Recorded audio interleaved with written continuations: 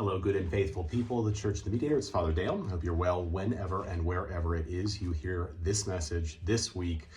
We are coming up on the annual parish meeting this Sunday, one bilingual Eucharist at 10 a.m. And then before the final blessing, dismissal, and hymn, we will hold the annual parish meeting bilingually. Each of you will receive a script of that meeting, which has, like we do with our bilingual service leaflets, has two columns, both in English and Spanish, so that we can go back and forth and keep the meeting as expeditious as possible while also making it accessible to all those who will be present. And then following the annual meeting, the blessing, dismissal, and hymn, we will march up here to the Commons Room and we will have lunch together. I know a number of you have signed up to bring things for lunch. We'll have a little mix of things, not only from our English language side of the congregation, but also from our Spanish language side of the congregation, representing us all together and celebrating together. Now, there is a little bit of snow called for in the afternoon on Sunday. In conversation with the wardens, we think that it's going to be late enough that we can do our thing in the morning and be out of here and be safe. So I'm hoping that that will hold true. If by chance it gets nearer to Sunday and it's looking more imminent that the snow will be earlier in the day, we'll make a call and we'll of course send out word by e-blast and other communication means to let you know that we're altering our plans for Sunday morning. But God willing, that will not be the case. We'll be able to do all of our business, celebrate the Eucharist, and have lunch together on Sunday as normal and not have to change those plans. I'm holding here in my hands a book of the vestry minutes beginning in 1906 and ending in, the last entry is in 1912. So these are pretty old vestry minutes. Let me see if I can show you how these are written. And behind me, I'm standing here in the hall going into the library and of course into the Commons Room is this lovely black and white photograph of this portion of the building, which was built in 1913 and was first used for worship on Easter 1914. This is the 1913 portion of our building, which now has this front porch. This front narthex was removed and the connector between this building and the nave was put on in 1957. Remember that there was also a house that stood in front of this building. Sometimes, depending upon how the ground is, you can actually see the indentation from where that house, where the foundation of that house used to be. That was knocked down when the nave was also built, and that gave us our beautiful open lawn here at the Church of the Mediator, which is one of our great assets, not just being right next to West Park. But what I have here, and I'm in this book of vestry minutes, is on Monday, April 27th, 1908, at, get this, 8 p.m. So this is a late meeting, is the annual congregational meeting for the hearing of reports for the past year and election of vestrymen for the ensuing year. And it was held in the church and called to order by the rector, the Reverend James B. May, after a short prayer service.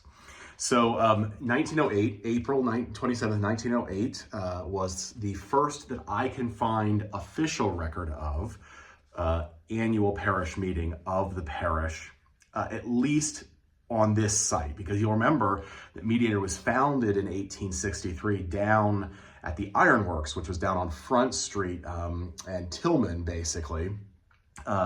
And was founded in 1863 as a Sunday school. They built a church and a rectory down there. And then by the 1870s, the iron industry here in Allentown had really bottomed out. And by the early 1880s, most of the folks who had been part of the congregation had left Allentown. There were a few hangers on, and apparently they put a railroad trestle through across the river there next to the church and ended up damaging the church. And so Mediator and Grace, for the period from about 1885, 1886 until 1905, really were basically almost one congregation. Grace also was going through a period of real transition. But by 1906, we have in the minutes that James May, the priest at that point in time, who was actually the rector of St. Stephen's Catasauqua, which would move to Whitehall and become St. Stephen's Whitehall. He decided to come and help restart the Church of the Mediator, and that was when they had the vision of buying property out here in the West Park neighborhood, which of course was up and coming at that point in time in Allentown. This was basically just a planned neighborhood, and they were starting to build. And a lot of these row homes were being built by the early teens and 20s. And then, of course, they built that first 1913 building, which would serve as the worship space, the gym, the kitchen, the dining room, all of that for the years up until 1957, when our nave was added on. So if my counting is correct, this will be the 117th, maybe the 118th annual meeting of this parish, which is kind of fun to think about. I was texting with a friend of mine who is a church historian this morning, asking about annual parish meetings and when they became a universal practice, because they have not always been a universal practice. I mean, he wasn't sure exactly of the date. He said they tended to be pretty locally determined, but it seems like because Mediator was more of a mission parish from 1863 until the 1880s, that probably there were not annual congregational meetings as we understand them, for, as they put it here, for the reading of reports and for the election of vestry men, of course, because at that point in time it was only men who could be elected to vestry. So my friends, there's a little bit of history for you. 1863, 1880s. We have a gap between the 1880s and the early 1905s. And then James May and a group of faithful parishioners who had been serviced by Grace Church, but then were looking forward to restarting the Mediator, came back together and got the parish going, and we've been at it ever since. Look forward to seeing you on Sunday. Don't let the snow deter you unless it's really bad, and I will call it. I promise you I will call it if it's going to be really bad. And I look forward to seeing you and plan for that that meeting, which I'm hoping to keep to 45 minutes, and then for the lunch afterwards. Blessings.